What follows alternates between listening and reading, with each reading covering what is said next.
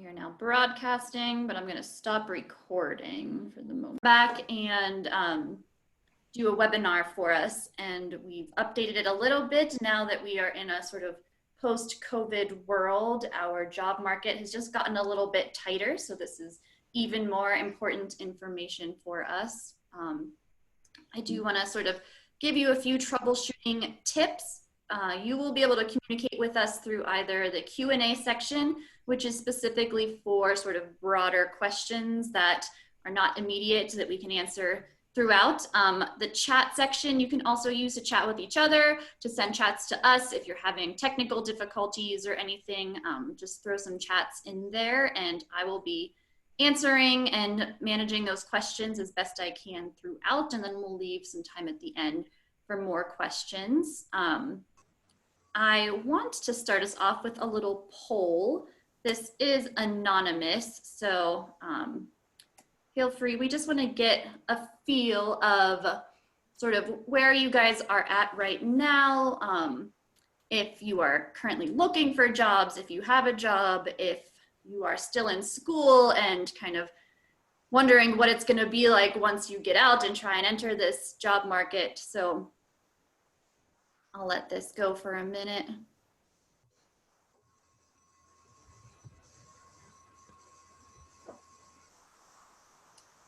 So far, it looks like we have a lot of people who are employed full-time, which is amazing. That makes me really hopeful for our field. We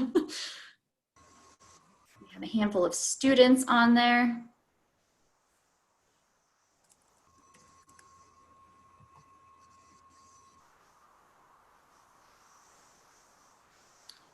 All right, we've got a couple more people that we're waiting for. All right, so I'll end this and share so everyone can see. We're looking pretty good. We do have a few people who have been affected by COVID-19. So I'm sorry for you guys. It's been rough for a lot of us. So hopefully this will be helpful for everyone as you're trying to move jobs or move into a position post-COVID. With that, I will take those away and let our lovely presenters take it away. Okay, great. So many of you in the field or going into the field or previously in the field know that there are a lot of different employment types within the museum field, everything from administrative and kind of development side of things to curatorial and collections and IT, like they're just whatever you could do in a museum. So we're going to talk really broadly. Christy and I are both from the collection sides of things, so you have to bear with us a little bit on that. But a lot of these tips, pretty much all of them, apply to anything for a museum, and hopefully help you kind of rebrand yourself a little bit. When you apply for different jobs within a museum field, you should definitely try to highlight those skills as they pertain to that job. I know that sounds like a kind of a no-brainer, but you'd be surprised how often Christy and I have both received applications where the experiences listed from previous jobs don't really apply to the one that you're applying to right now. And it's very common for people to have experiences in lots of different areas of the museum, but when you're applying for a specific job, you want to make sure you're listing those skills that are specific to that job, no matter how awesome those other skills might be.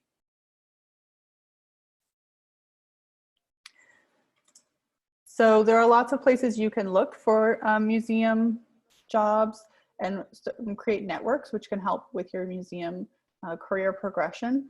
These are just a small smattering of them. Some of them are regional, some of them are state, and some of them are national. So QAM, obviously, that's us, and what we were supposed to be presenting through and what we're presenting through right now. But there are larger regional ones like MPMA. If you're looking to relocate to a specific area, you might think about looking for jobs on those regional museum platforms, such as New England museums, things like that. There are other groups that post nonprofit jobs like Colorado Nonprofit and Andrew Hudson jobs that can be kind of related, but not this, and have a little bit of overlap. When you're looking at jobs, reach out to your network. A lot of times people get jobs because they know someone that's already there. It can also help get your name brought to the top of the list when reviewing if someone knows that you're looking for it, especially if that institution frequently hires from within. They may not be looking as closely at outside applicants. When you network, it's not just conferences, but you can find other ways to connect with people, ask for informational interviews, things like that. And then if you do decide to try to find a job outside of the museum field or in a certain area, do some internet searching on how resumes and applications might look for those kinds of areas. Because if you say you want to go into an IT area or, marketing for for-profit institutions, see if there's any differences in how those posts look, or those resumes look.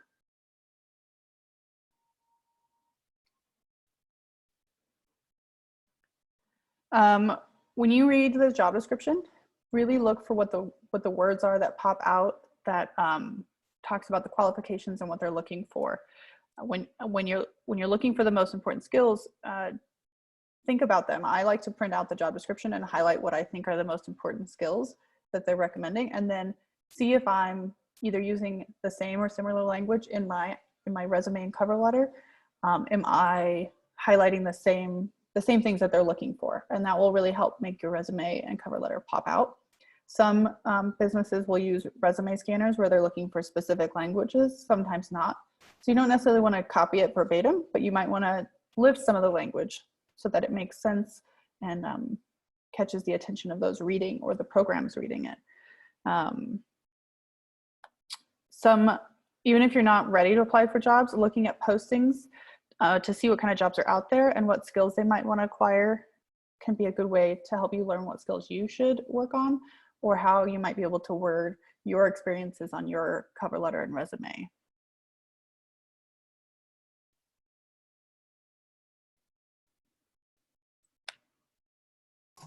Okay, we're going to start off talking about resumes, and then we'll go into cover letters a little bit later. So there are a few different kinds of resumes. There are chronological resumes, which a lot of you might be familiar with, which is where your resume exists in reverse chronological order. And those will show your job history, where you've worked, the skills that you've developed there. Some resumes are functional. Caitlin, if you'll stay on this slide. Mm-hmm. Some resumes are functional, and they more focus on skills rather than employers and dates and things like that. And then there are CVs, which tend to be a longer list of all of the different accomplishments in terms of employment and activities, but they really don't go into detail on specific skills and things, activities that you did in each position. A resume is not a CV. They're two totally different things. And a lot of folks, particularly recent grads, are told to go ahead and make a CV. But in a lot of the jobs that we would be applying for in a non-academic setting, a resume is really a more appropriate tool. So that CV tends to be more comprehensive. We do recommend, we'll talk about this a little bit later, keeping something on file that is a more comprehensive list of your jobs so that you can tailor each individual resume to each job that you're applying for. But for this particular presentation, we're going to focus on the chronological sorry about that. We're going to focus on chronological resumes, since those are focused on more of the kinds of positions that we tend to apply for in non-academic museums. And we do, let's see. Yep, we do highly recommend that you do keep the longer version. We'll go into what these different styles look like a little bit. So on your current slide, what you're seeing is a resume that we put together to take a look at what a standard resume might look like. 2 pages is really the ideal there. You don't just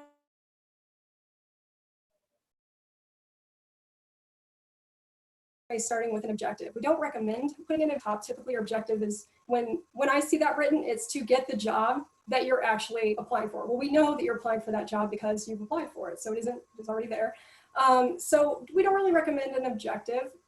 but a summary may be appropriate. It just depends on what kind of job you're applying for and your personality. So your resume should reflect that personality as well. But if there's something you really want to convey in terms of goals, in terms of who you are and what you bring to the table, we recommend trying to show that as opposed to just stating it.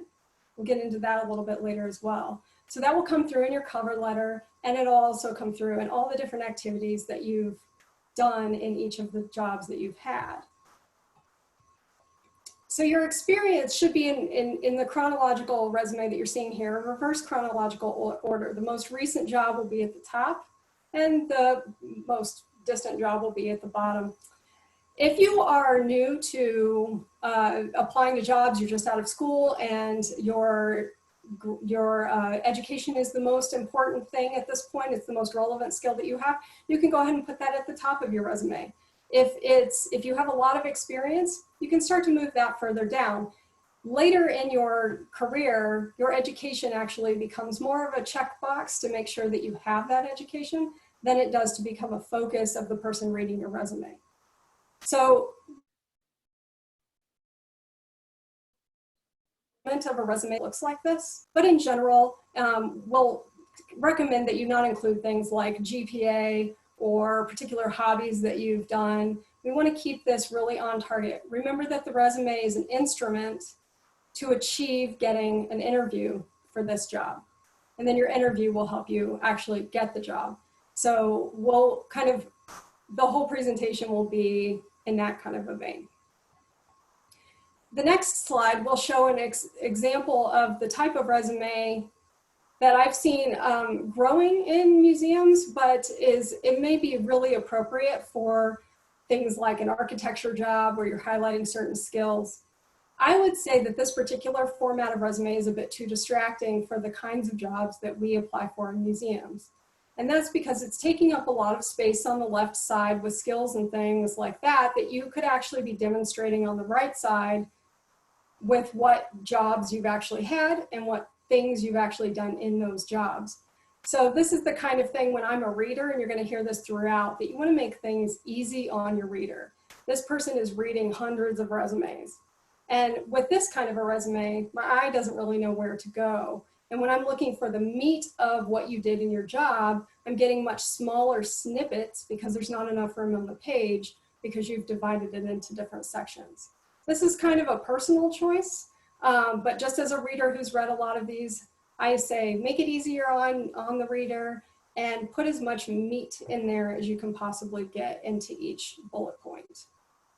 One thing I would add to all of this is when you're experimenting with your order and how you want things, whether you have education first or your jobs first, another thing you want to think about is the order of, do you list the institution first or the position first? This can vary depending on, do you have a lot of volunteer experience or a lot of fellowship or intern experience? Maybe you want to list the institution first. Think about what's the first thing you want your reader to the reader to read, and which has the most power. If you're a collections manager at a relatively regionally specific house museum that a reader outside of that region might not know about, maybe the title makes more sense. If you're an intern at a large institution, the name of the institution might be more eye-catching to the reader than the fact that you were a volunteer or an intern. So there's ways to play with it to kind of really highlight and make sure that your reader is reading first what you want them to read. Absolutely. And we'll get into, again, more of, to follow up on that, the thing that they'll read first. And we'll play a little game later where we can actually see what does that reader read first when they have a limited amount of time. Christy, we do have a question about what type of experience from grad school can go on a resume, and how do you suggest conveying that information? Well, that's a really good one. And there's a lot of experience in graduate school that you can include on a resume. If you think about a lot of the projects that you might be doing in classes, if any of those are real, if you actually worked with a museum, or if you actually wrote a grant that really got submitted, or even you wrote it for a museum, that's real experience, and that can go on a resume. It's just how you end up inserting that into how do you show that? And in that case, it's possible, especially when you're just out of grad school, that a skill-oriented resume might actually be a better way to go than a chronological resume. If you're really trying to highlight that you've gained a lot of different skills, maybe that's not going to happen if you haven't had a lot of jobs to put in a chronological resume. There are other formats that you can use. And then I know one question come up whether or not you want to, if you're playing with the institution and job title order, I would suggest staying with it one way or the other. The other thing to think about is, say you are working at a larger institution and you are bouncing around to a lot of jobs. Every time, for whatever reason, they're funded or whatever, every time you post that, it might seem like you have to put, History Colorado, collections assistant, History Colorado, registration assistant, history. So one thing you can do is think about listing the institution first, and then within that institution listing multiple jobs. And you can list, a few highlights of what you did for those positions, but rather than wasting real estate on the page with the institution's title. And if there's some gaps or, chronologically that there are other things that don't match, that's fine. I think you can be flexible with that to highlight your experiences there. Absolutely, and that's a really good point. If you do have multiple jobs in a single institution, if you think about the amount of space that takes up, you have a blank space, then the name of the institution, then the name of the job, then a blank space, then the information, then you start all over. If you put that all under one job heading and then separate it out by maybe the position only, or just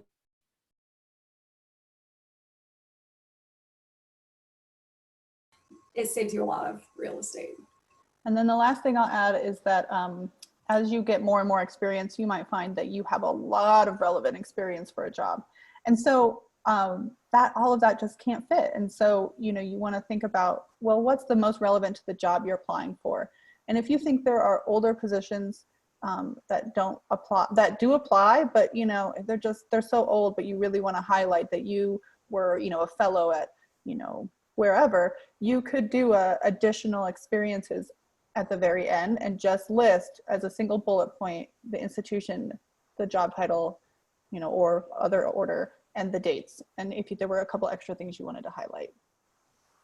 That's a very good point. For a lot of folks who have a lot of experience in a lot of different jobs, it's hard to let go of some of those first jobs. Realize that is relevant to the new job has really happened in the last 5 to 10 years. So if you have a lot that goes beyond that and you're needing to save real estate, you could do it as Caitlin says and have a nice little list at the bottom of additional experience and just list them. Christy, we had one more question that I think kind of relates to this conversation, is asking about dates, how to list dates. Do you put just years or do you put months, especially if you've had an internship that only lasts a couple months? I think what I've noticed when I read if this person has a lot of experience, they have 20 years of experience, just years works fine by me. They clearly have a lot of experience. I've also seen resumes that I've received where that person doesn't have many years of experience and each job says just years, and you can't tell if they actually were there for 2 years or they got hired in December and they left in February. Mm-hmm. In that case, it brings the reader starts to question, is this a robust resume or is this person trying to kind of hide a lack of pad it? Yeah, they're trying to pad it. So I would say if it is an internship, call it an internship and put the months on there, because those and contract jobs, those are term limited anyway, and everyone will understand that when they read it. You don't need to pad it. But if you do try to pad it, it's noticeable that that's what you're trying to do. I've also seen it fall 2019 or summer, kind of to indicate that it is, you're doing it during school. And so that kind of implies that it's a term-based experience. Yeah. Okay. All right. So I have noticed I get a lot of folks who are just out of undergrad, particularly, where they're hearing from career services, 1-page resume. You need a 1-page resume. Please don't do that. You need a 2-page resume. Even if you don't have enough material to fill out a full 2 pages, chances are you have no more than you think you do. A lot of folks who are fitting everything into 1 page, they've done a lot more, and a lot of those bullet points can be divided out into more detail and give more information. Don't be afraid to make those bullet points longer and really tell us what you did if you are not trying to cut for real estate reasons. So a 2-page resume is what is expected generally. And a lot of times I've talked to other people who are reading resumes, and they will pass by a 1-page resume pretty quickly because they think that person doesn't have enough experience to compete with the other 2-page resumes. So do what you can to get to 2 pages, and we can certainly answer some more detailed questions on that later in terms of tips and tricks on how to make that happen without over exaggerating or over inflating what you've done. We don't want to make things up. But certainly a lot of times a 1 bullet point says inventoried collections, when that could actually include all kinds of data entry using a particular database, how many collections, what type of collections. When you inventoried them, were you cataloging? Were you pulling together additional information from outside resources? Those can all be 2 or 3 bullet points even, and robust ones at that. So try to hit that 2-page mark. I know one of the questions that's come up is separating the resume by experiences versus jobs. And I know Christy touched on that briefly. Do you want to mention any more on that? I think that that can be a good tool for those who do not have quite as much experience, but they do have, in terms of job longevity, but that they do have a lot of different kinds of skills that they've developed. I haven't done one of those specifically, so I'm not the best person to speak to them, but I think it can be a tool, and there's some good examples online. I've seen a few before, and they run the risk of becoming a little hard to read and hard to track, kind of like the example Christy had for the complicated or the confusing resume. So if you have a way to do it that's clean and makes sense, great. I just always have a problem knowing where the information lies and where my eyes need to land. And I will say as well, I agree with that. When you put your skills into a more skill-based resume, my question is always, how do I know that you have this skill? So a chronological resume really shows me how long were you at that job and how big of a task was it? Did you manage it? Did you direct it? Or were you an assistant doing this work? I can learn a lot more from a chronological resume in terms of your skills than from a skill-based resume. But if you have nothing else, you know, that's something that you could go with. But I would still recommend trying to show that you have those skills as opposed to just stating them. Great.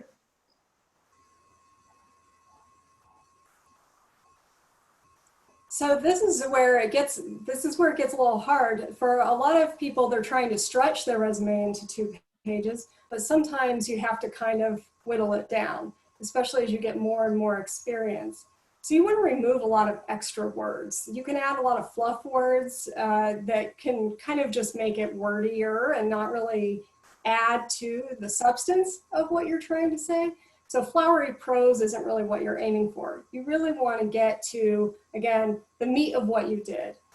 On the flip side of that, you want to be careful not to be too general or too, inventoried collections is not really the best way to go either. It's not descriptive enough. So your writing needs to be direct and active and clear. You want to review this, ask numerous people to do spell check. Don't ignore Word when it tells you something is misspelled.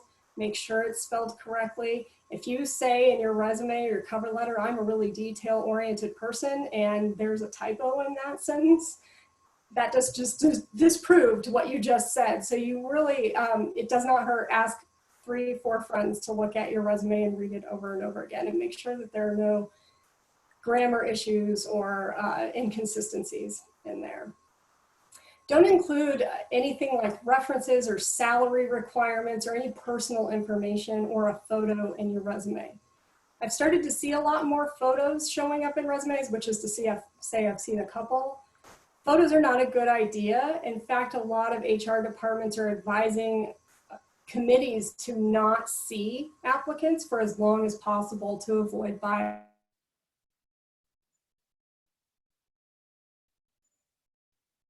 On the cover of your resume, you risk introducing bias. Now, people shouldn't be doing that anyway, but you want to try to avoid those issues. The same goes for now people are starting to recommend you don't put your address. That can go either way. It can help you or it could hurt you. If you're applying for an out-of-state job and you put it front and center, you know, it could say, hey, I'm out of state, and that could work against you. However, you're also already putting that. Most applications are online, so it's redundant. Again, save territory if you can for something else. That things that people used to put a lot of hobbies and things like that, that's not really relevant. The fact that you like to go horseback riding is interesting, but it doesn't pertain to collections work, right? So you really want everything on your resume to focus on trying to beat the other applicants to get an interview. Using the Hemingway app is a good way to identify passive prose to make it more active and help you rework.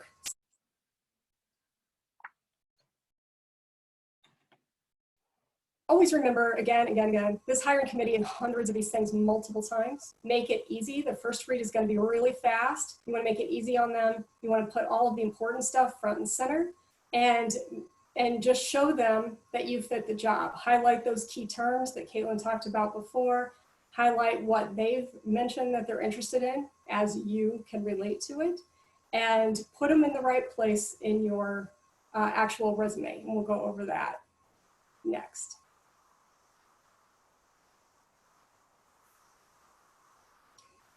So we touched on this earlier, but focusing your statements, your bullet points on sharing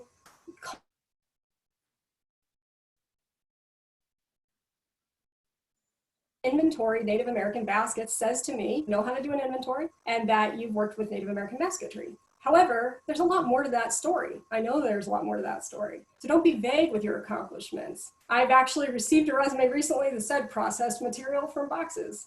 That is not a useful thing to tell me. I don't know what material, I don't know what you did, I don't know what the extent was, and I don't know what the outcome was. So it's really important to quantify all things, as our little friend says on the slide. Quantify things. Numbers really poke out when somebody's reading a resume very quickly. Numbers look good when they look good.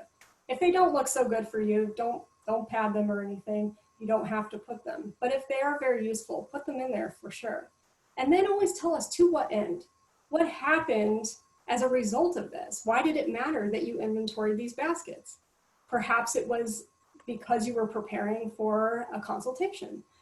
Perhaps it was that you used this particular database. There's a lot of things that you can actually add in that give context to what you've done here that really add value.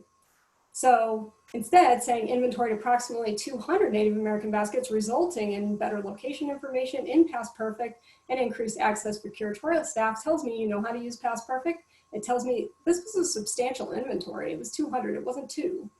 And that it actually helped the curatorial staff gain access. So you're working as a part of a team. This shows a lot of things. So understand how that task fits into the bigger picture and be very proud of what you're doing. And make sure that it connects, again, always, with what job you're applying for. So here's another example from an education perspective. I've seen a lot of led group tours. That's great. Again, we know you can lead a tour, but of how many people for what thing. So this is another good example of you can hit that you've worked with K through 12. How many per year? That's a lot per year, right? Resulting in how much outreach to how many people. Is a very effective way of stating this.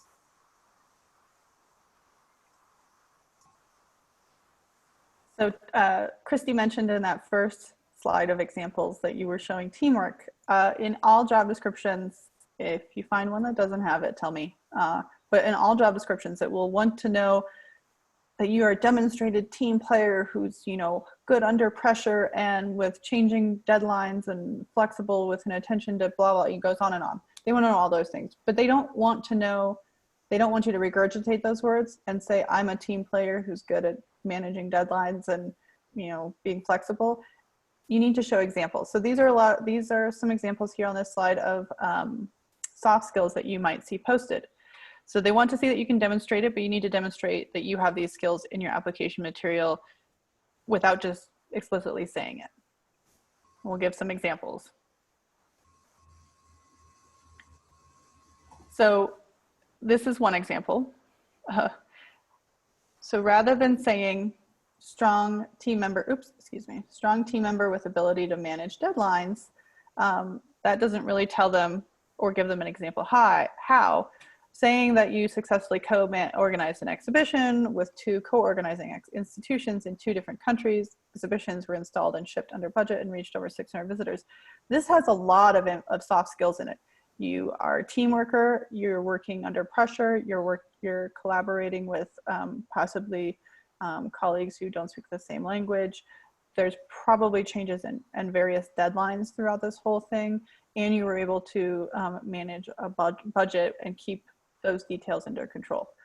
So by expressing the experiences that you have on your resume and cover letter, you can share those soft skills without in an interesting way, in a more engaging way. Does that make sense? I think the other thing about soft skills is that almost every cover letter I receive, which we haven't gotten to yet, but they all say, I'm a detail-oriented person, blah, blah, blah. They all say that. Your goal is to try to set yourself apart. So regurgitating the same information that everyone else has said doesn't set you apart. Showing it definitely does.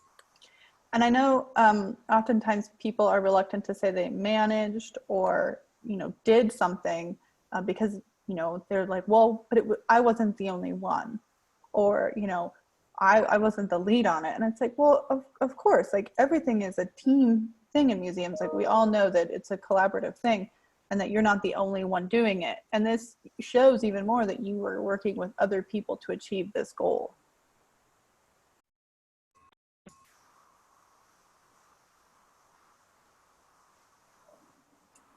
So Christy mentioned it earlier, but there are a lot of times when you just need to let things go.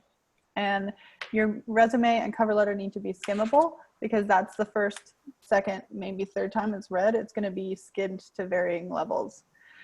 So like Ursula, we're all very busy and we haven't got all day to read your resume as much as I would like to. So responders spend usually a few seconds to a few minutes reviewing initial applications, and it's important that your application is easily skimmable so that it gets a second look or gets moved into the maybe pile. So one of those ways is to not have a lot of clutter, like Christy talked about in that one resume. That resume was very hard to skim. Even while she was sitting on that slide for a while, I couldn't tell you anything about that guy's experience. I know it was a guy because there was a photo, and that's all I can tell you. I couldn't rest my eyes anywhere. So it's important not to have a lot of clutter. Don't use a lot of fonts. Using things like bold and underline to call out headers or titles or things like that, that's usually fine. No colors, anything like that. Put important words that you want highlighted the most at the beginning of your bullet points as best as possible, and we'll show you some examples of that. And then consider the order of your sections, so that if they're skimming at if they see that you have a 2-page resume and they're going to skim the first page first probably and check the end of the last page to make sure you have the education check boxes checked. Make sure that first page is a real wowzer. And list the institutions or job titles first. We kind of talked about that, thinking about, what do you want people to see first when they skim it on the first run? And depending on where you are in your career, what's the strongest first? Is it your education or is it your experiences? And then what order?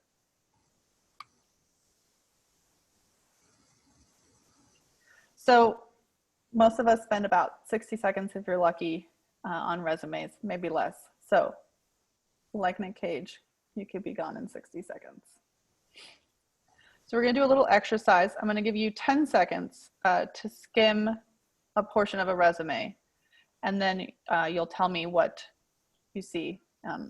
Normally this presentation would be a little bit more, back and forth, but we're in a new world. So tell yourself what you see at the end of 10 seconds, and then we'll talk about what's likely seen by the reader.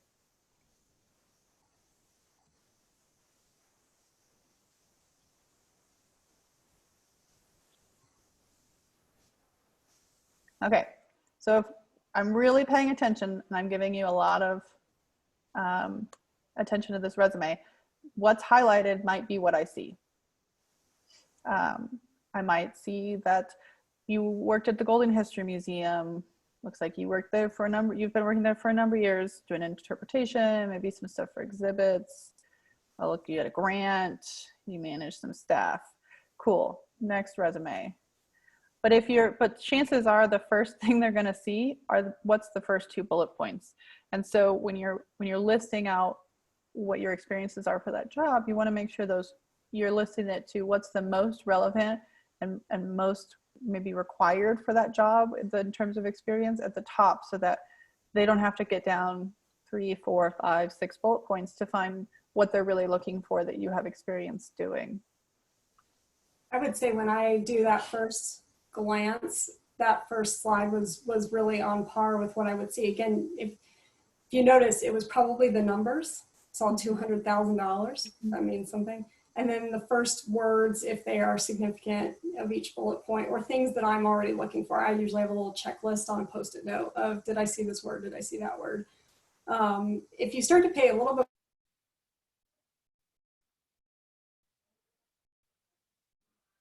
I will start and read like the first 3 words of every bullet. And then if it's not relevant, I don't continue reading that bullet point. There's just not enough time. So you want to get the really good stuff up front. Make sure, like Caitlin said, those top bullet points are the most relevant to this job. And then if everything is good, if every single bullet point has exactly what they're looking for, they're going to read all that material when it gets further into the process.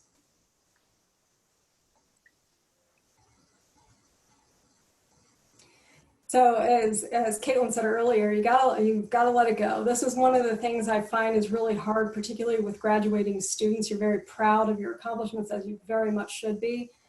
It's hard to get rid of, I'm graduating summa cum laude, or I'm graduating my master's degree and this is the name of my thesis.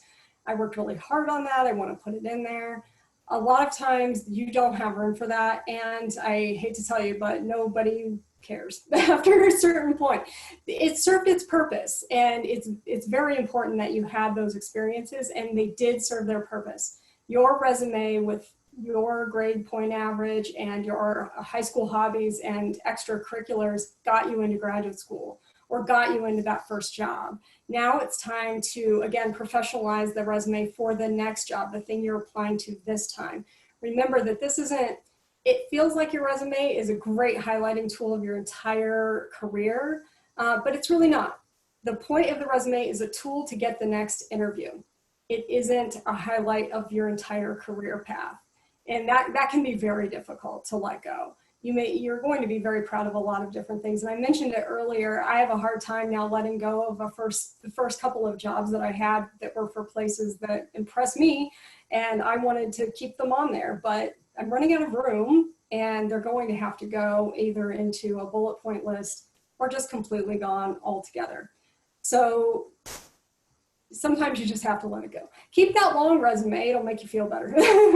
Keep the long resume, you can always pull those things out and put them onto your shorter resumes depending on what's useful. And you may pull out something you haven't used in a really long time from that long resume, so you want to keep track of it. Don't let it go entirely, but make sure you're tailoring each resume to the job you're applying to. So I know one question that's come up is about how to deal with skills in resumes. I know Christy talked about letting a lot of that go. There are some instances where maybe it's useful to include a skills section or an additional information. The question was whether or not, there should be separate headers for skills and then foreign languages or things like that.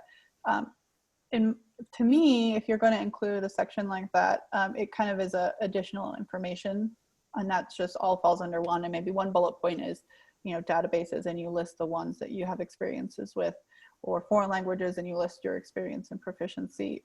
One thing I will say about databases that is a huge pet peeve of mine, if you do that, or you say in a supplemental question, which we'll talk about in a few minutes, that you have database experience or experience with a particular database, make sure it shows up then in your bullet points for the job. I don't want to have to go hunting and then be confused why you have Past Perfect, Argus, and FileMaker experience, but under no job does it say you ever worked on any of those databases. And so then I don't know what job you were working on it with, how much experience. Is it that you've seen it or that you've heard of it, but, you know, never worked on it? So I wouldn't spend too much, if you're gonna include things like that, I wouldn't spend too much real estate on your resume highlighting it.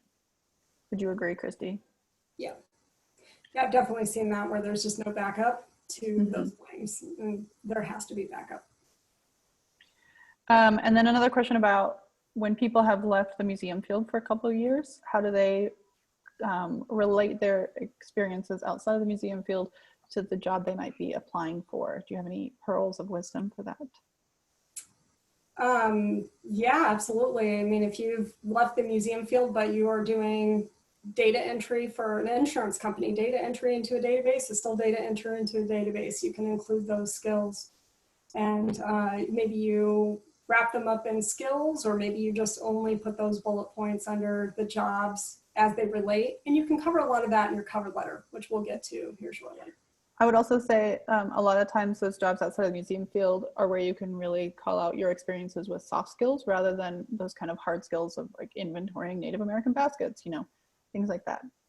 And if you're coming from out of state, I know someone else asked this question. I think that you can talk about, or you can talk about that you're moving to a region.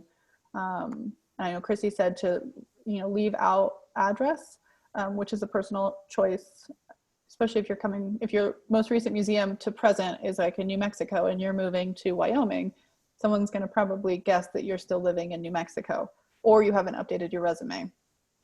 So I think that's something you can address in your cover letter. I have done that in the past. So, and then one last question is, do all bullet points have to start with a verb? Or can they start with a noun? And I know in our example that we showed, some of the bullet points started with nouns and some of them started with verbs.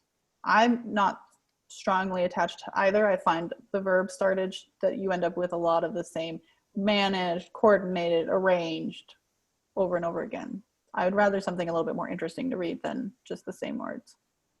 And I tend to like them to be consistent. So if they're starting with verbs, I tend to like verbs. Voice. I've heard other people say, you know, be consistent. But, you know, if you have a reader who's not as interested in or likes a different tone, that's fine too. Yeah. But I would try to find consistency, even if you're inconsistent, find consistency in inconsistency, something like that. But if these are all past tense things, make them past tense. If they're current, make them current, present. Yes, please. Okay.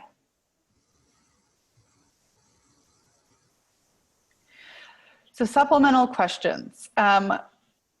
Any more medium to large institutions, maybe even some small if they're county or government institutions, are going to have an application process where you will have to add or answer supplemental questions. And sometimes it's just, you know, what's your address and your basic information. And then sometimes it's, do you have experience inventorying? Do you have experience with databases? You know, please explain, like, and so sometimes they're yes or no questions that are check boxes, and sometimes they want more information. They're very, very annoying, but pay attention to them. And my suggestion would be to take the questions and type out your answers in a Word document so that you can spell check and grammar check, and then save your answers. That's always nice to have as reference. But it cannot just be, you should not just copy and paste your resume or say, please see resume. That's terribly, terribly annoying. Some of these questions, you'll feel like you may be borderline on, do I meet the minimum qualification? If you say yes, make sure you can defend that. Make sure it's illustrated in your resume or in the answers to your questions. And so you want to make sure that, you know, if you have a question that says, do you have experience using databases? And you say yes, and you need to mention those experiences under each job. Again, like we mentioned earlier, don't say it here and don't say it in your cover letter if you can't back it up with your resume.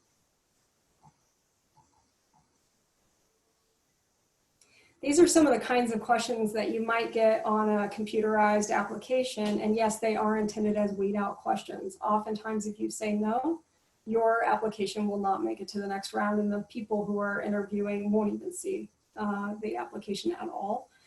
That does not mean that if you think you have enough experience otherwise, you should lie and say yes. Unfortunately, even though some of these questions, you may be a better candidate than people who can say yes to these questions, that it just doesn't, it will not work for you to lie and say yes, because once the review committee actually sees your application, they will notice that that thing is missing, and then they will remember your name, but not in a positive way. That recently happened, and a candidate got through, and I was reviewing as a second round reviewer and noticed, wait a minute, that this person doesn't have a master's degree. They stated they had a master's degree, but they actually did not. And so that does not make the hiring committee happy, and they will notice. So answer them honestly, even if you know it means you'll be weeded out. Okay. So let's move on to cover letters. So the basics of cover letter, you want to do it as a business letter. With business letter format, readable, basic font, the name of the person if you know who the hiring person is. Try to do a little digging, see if you can figure out who the hiring person is or who your direct report would be. Oftentimes your applications go to HR, but they're just doing a first read, and so if you can figure out who the final person that's really going to be reading these, include that person's name. If they have a job reference number, which happens a lot for government or large institution jobs, and it says to please reference the job number in your application, this is an easy way to do it. I also have two preferences. I like to see that the font is the same as the resume, and I like to see the header the same as the resume, because nothing looks weirder than a resume and a cover letter that don't really look alike, and they look like they were done not together, like they're not supposed to be together. That maybe the resume is an old resume and you spiced up your cover letter but left your resume to, I don't know, the dust. And as Christy said, that maybe not including your current locale, your current address. If it says in the supplemental questions, what's your current address, do tell them. They will want to know, or your application will not move forward. A resume and a cover letter are not the same things. A cover letter is a place for you to show a little bit more of your personality and make the connection between your experiences that are listed on your resume and your skills and how it might apply to the current position. Your resume will back up the claims that you make in your cover letter, and it might be an opportunity to take one skill that you have and express how you've experienced that skill or built that skill over a number of jobs. You can think about talking about different categories that you want to highlight. If there are three main responsibilities of a job you're applying for, like budgeting and grant writing and project management, maybe kind of highlighting your experiences in those specific skills throughout your career, kind of essentially saving them the step of having to skim for grant or search for grant writing or whatever throughout your whole resume. And if your cover letter is not well done, no one may ever even look at your resume. So I second that for real. I definitely found cover letters that are so good that I immediately say, absolutely, this person is in the next round without even touching the resume, and vice versa. There have definitely been cover letters that just say, see resume. My resume is attached for your review. Thank you so much. And that is not a cover letter. Christy, which would you say you read first, a cover letter or a resume? I read cover letters first. I probably read resumes first. Yeah, it's definitely a style thing. Well, it goes back to like other style things that have come up where Christy said, like with the verbs and stuff. The problem is we can tell you to do X, Y, and Z, but a lot of these things, it comes up to the reader. So there's no good answer for that. That's why you want them both to be killer, so that whichever one goes first, whichever one is read first, the other one will be read as well. So.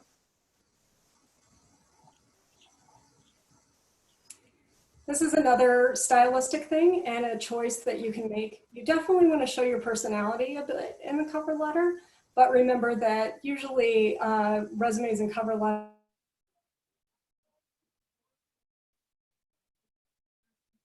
is where we're really going to see your style through and your personality. Some people are perfectly fine reading about your feelings about the job, and some people would prefer you keep your feelings to yourself and you just handle business.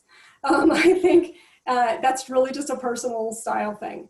I personally like to see a little bit of passion for the job, definitely. I want to know that this person actually wants this job, but I don't want necessarily to know that ever since you were a little kid, you have wanted to work in an archaeology museum because you saw Indiana Jones, which inevitably I get on a regular basis. I think we've all kind of seen things like that. So kind of keep the passion, again, show it, don't just tell us about it. Don't just say, I have a passion for this. Show me you have a passion for this.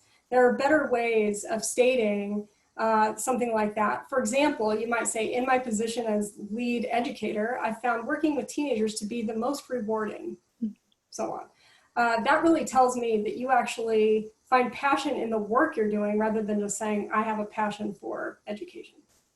I'll say that my position before the one I have now, I hired a number of people and read many applications, and it was at a larger institution, and many of the cover letters started with, my grandmother was an artist, or when I was a child, and it got so bad that that's how I ended up going to resumes first, because I couldn't read another resume that started with like, it's been my dream since I was 3 years old in the galleries to work at this museum, and I just couldn't do it anymore. And again, it doesn't set you apart because everybody says it. Oh. And I think the other thing that everyone says is at the bottom of their cover letter, they say, or at the top, they say, I am the most qualified candidate because. That drives me nuts. And it's because, first of all, in today's museum world, it is tough competition. There are a lot of very qualified people applying for this job. So it's kind of a presumption that you are the best. Mm-hmm. And also you're spending your time telling me that, but you need to show it. Yeah. Sometimes it's true, but a lot of times I find it's not. So you don't want to necessarily come off as a little too egotistical as well.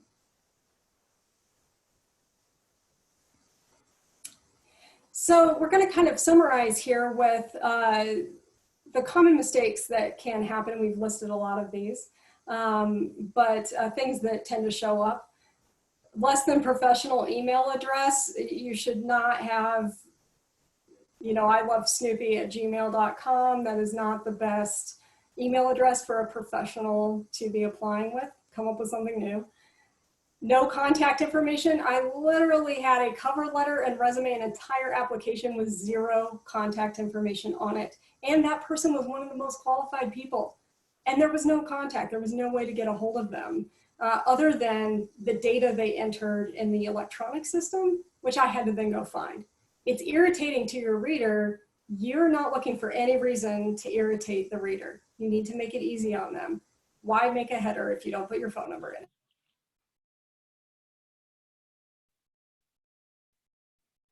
Your phone number, make sure you read that email and you check it on a regular basis. If you put a phone number, make sure you have voicemail and you're checking it. That's the other problem that we've seen a lot lately. You don't need to include irrelevant work experience and tell us in your cover letter about all of your hobbies. Again, that's not really relevant. Make sure that you've researched the job and you've updated the cover letter per that job. If you are applying for a job at IBM, do not put, I look forward to my future at the Walt Disney Company. That's a real example. You need to make sure that you've actually not just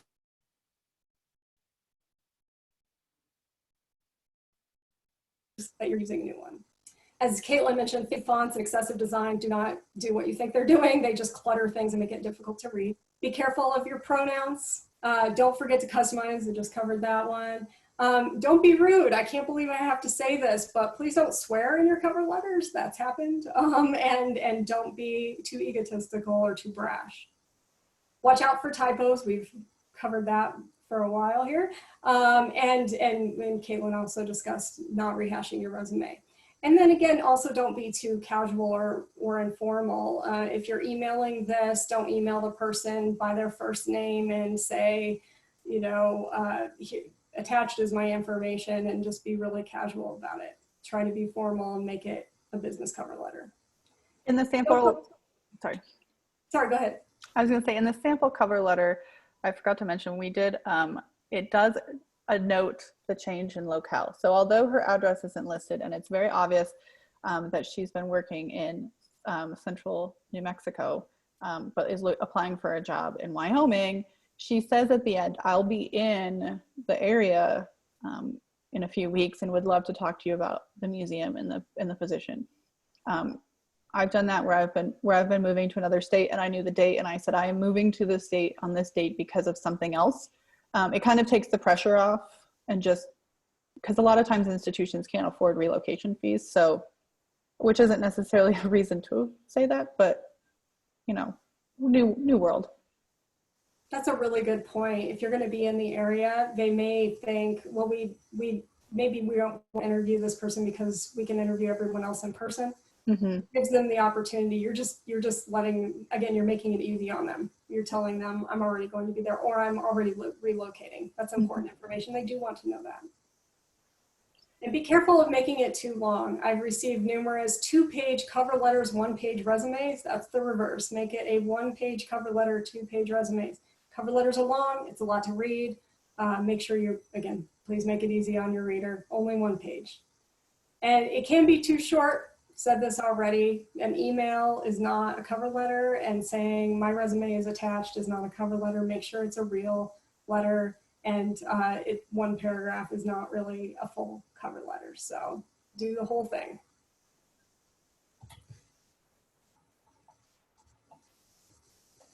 So I know we have a number of questions popping up. One of them was, do we use I in cover letters? I do. Yeah, I would think so. I mean, it's not about you. I think it could be a little confusing if all of a sudden you're talking about yourself in the abstract, like Caitlin's really good at data entry. So I think I know we did it. I had it in our fake cover letter. I had I. So yeah, I think that's fine. I think that's important because you're telling them what you're all about, what your experience is. Yeah, exactly. Another question that came in is about how to make a cover letter effective and interesting to a reader, and what strengthens a cover letter. So I would think of it, dig deep into your school-based teaching. It's a letter, so you have an intro and an outro, and then in between you have the meat. And so the introduction is kind of that opportunity where you can say, for 5 years I've been doing this, or kind of set yourself up for your interest and why you're interested in it. And then in the meat of the cover letter, whether that's 1 paragraph or 2 paragraphs, highlighting specific skills that the job description has posted, and talking about maybe how you've done that same skill over multiple jobs. Like we mentioned grant writing, and you've done grant writing in 3 different jobs, talking about those grants and talking about your experience with grant writing or being on a team writing a grant. You can also really take an opportunity. In the example I wrote about the museums that this woman had been working at had an increase in attendance because of the programming she had done. And so it was kind of a way to take the experiences at working with multiple institutions and quantify the benefits that her programming has done. So you can still focus on that quantifying idea that we talked about in the resume side, but it's an opportunity to take multiple experiences and kind of show how they're connected and how they come together to make you the best candidate. Would you have anything to add to that, Christy? No, I totally agree that it's a good opportunity to just pull together that information out of the resume so that they can go looking for it to back it up. But if you want to talk about your grant writing experience, you may have done grants at 3 different institutions. You can say, I have applied to institutions or grant agencies like IMLS, NEH, and so on for a grand total of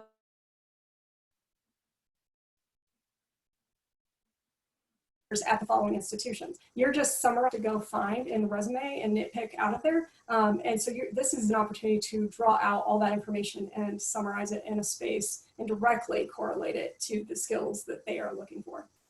Another way to think about it is leading a paragraph with, you know, talking about a strength that you have, and then kind of supporting it by saying, you know, at this institution, you know, this is the experience I had. And then, you know, while previously at this institution, I did this, you know, thinking about it as kind of an inverse pyramid of like, what's the strength that you want to highlight in that first sentence that they're going to read, and maybe not the rest of the paragraph. And then funneling down those skills to strengthen that argument that you have that experience and skill. Looks like we have a couple of questions about LinkedIn. I would highly recommend getting a LinkedIn profile, even though it's not used as often in museums as, say, business areas. I do get a lot of hits on my LinkedIn, and you want to make sure to go ahead and do all the things that are necessary to get whatever the ranking is, like Gold Star or whatever that is. You can connect with a lot of people that way, and you can put the LinkedIn, your LinkedIn address or your portfolio address in your header on your resume and your cover letter. And let's see, we had a second question about LinkedIn that I've now lost. I'm frozen.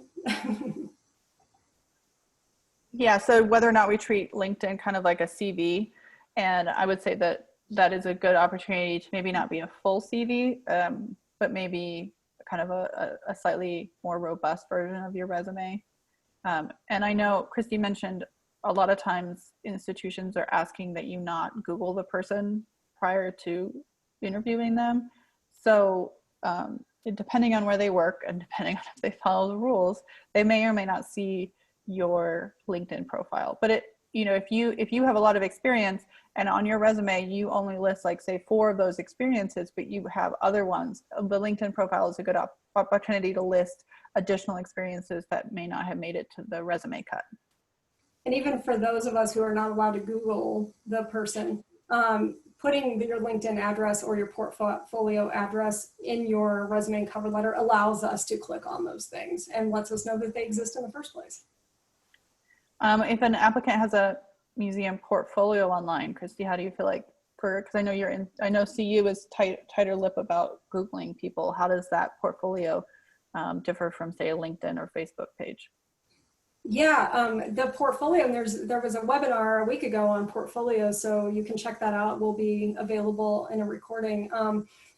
Portfolios are a great way to show, like, with visuals, all the different things that you've done and worked on, especially if you're doing things like mounts or programs that you can have pictures of you doing things. That's great. For places like mine where they don't recommend Googling or seeing people for a while, again, if you link in your information, you're allowed to then click on that. You've opened yourself up to that, and we can do that. I'm not going to go Google you, but I can certainly just click on it from there because that's now part of your application package. And we may not do that first round because of just trying to avoid seeing people specifically. But if it adds to your application, I would continue to include it. And then it can be up to the hiring committee. If they're not allowed to click on things like that, then they won't. But otherwise, it gives you more unique things to add to your application that other applicants may not have. Christy, if the job application doesn't say to whom one should address the cover letter, and the institution does not list their staffing online, how would you suggest addressing a cover letter? That's a great question. I would suggest saying "Dear Hiring Committee" or "Dear Hiring Authority," as opposed to whom it may concern, which is there's nothing wrong with that, but it's just kind of vague and isn't the current norm. I would go with "Dear Hiring Committee," and do that instead of guessing who's in charge or saying "Dear HR" or something like that. I think "Dear Hiring Committee" works all the time. If the job posting does say this position reports to, this position reports to so-and-so, or the position, and the institution lists the names on their websites for those positions, do go ahead and address it to that person, because ultimately if you're if the position you're applying for, say you're applying for a registrar position and that registrar reports to the deputy director and the website tells you who the deputy director is, to go ahead and address your cover letter to the deputy director. Yeah. But a lot of institutions, especially larger ones, don't list, and smaller ones really, don't list who everyone is. And so you have to be, the hiring committee, hiring authority is a nice, slightly more kind of nuanced way to do it. One more LinkedIn question. Would you, if you had both a portfolio and a LinkedIn, would you attach both or one or the other?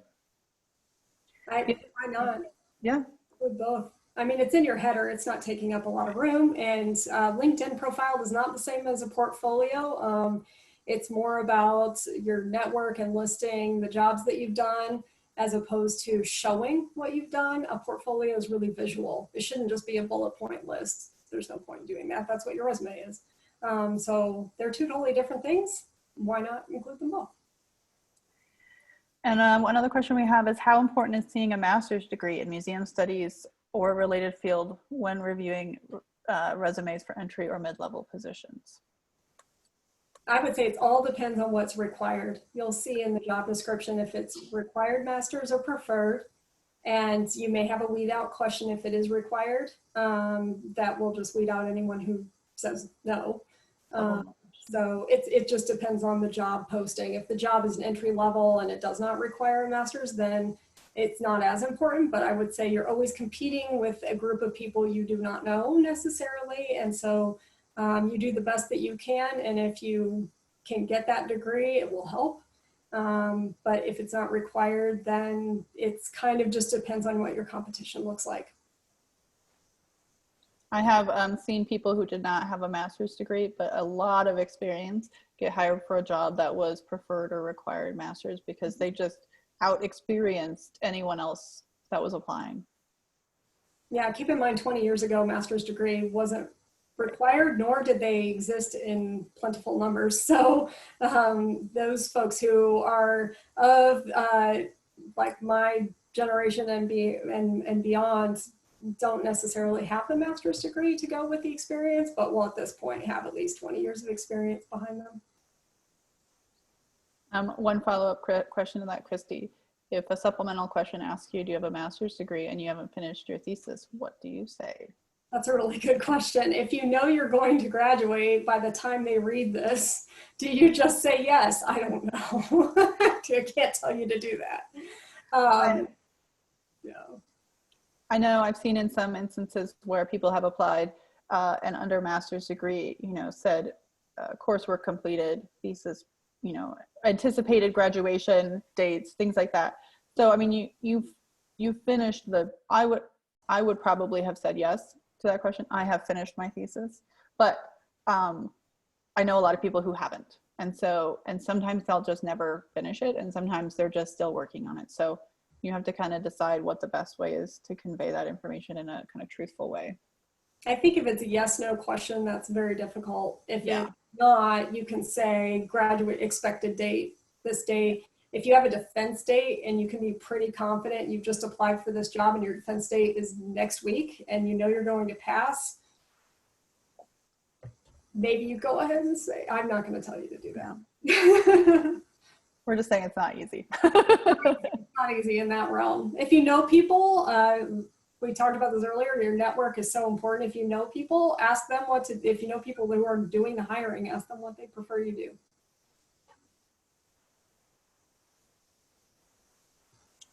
I think we've run out of questions. I think we ran out of questions. We answered all of the world's questions. You guys answered so many questions. Yeah. All right, everyone, this is your last chance. If anyone has anything for Christina or Caitlin. Otherwise, I just want to say thank you, ladies. This was amazing. I feel like I need to go and kind of spruce up my resume now. It's been sitting, and collecting dust for a little while. So I think that would kind of be my question is, if you're not really looking at jobs, how frequently do you think you should revisit your resume just to kind of keep it up to snuff for the future?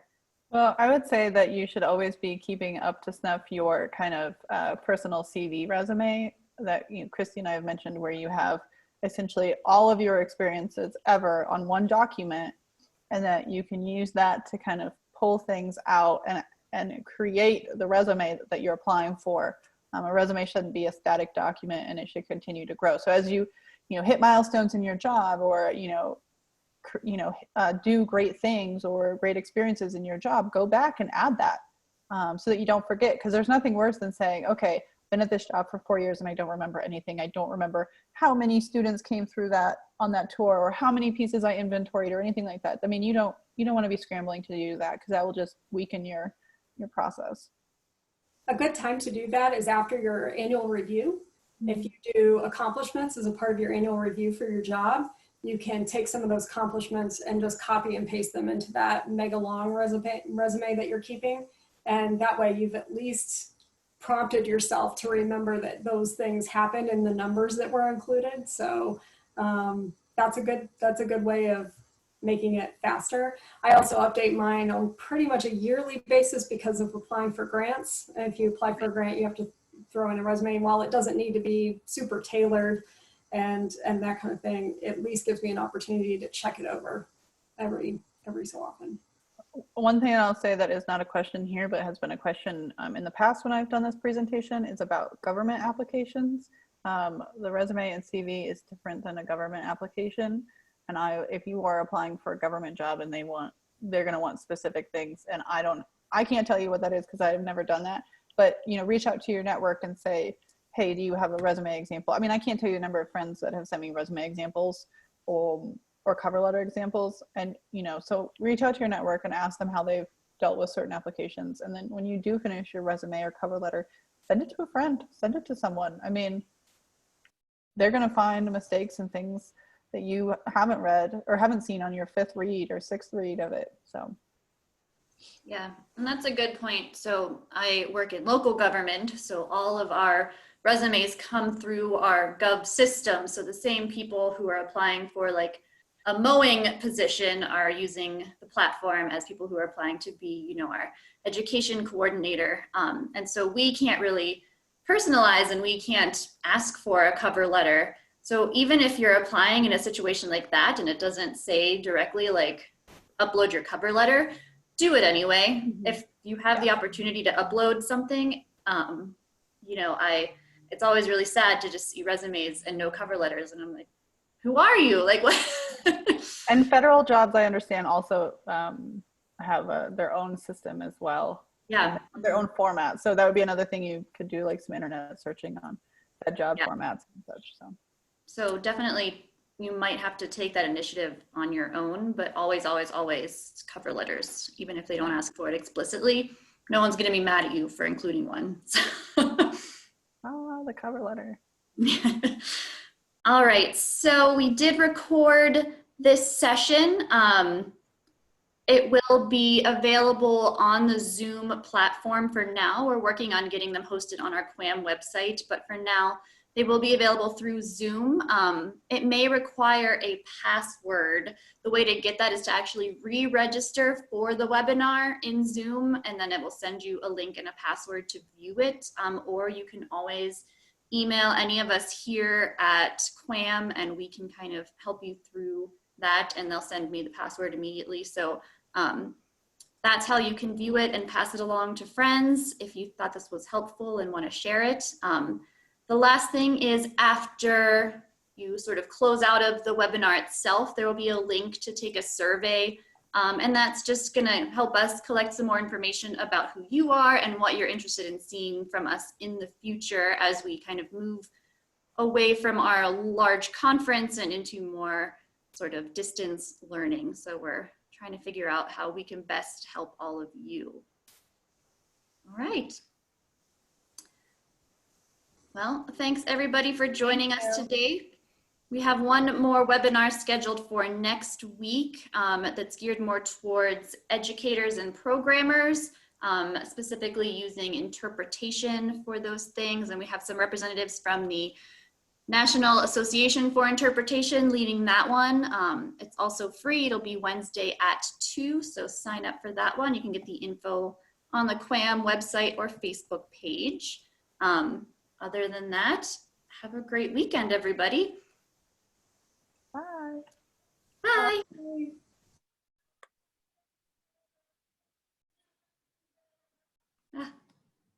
Can't find the end button. There it is. All right, I'm ending this for all of you. Thanks, ladies. Bye. Thank you.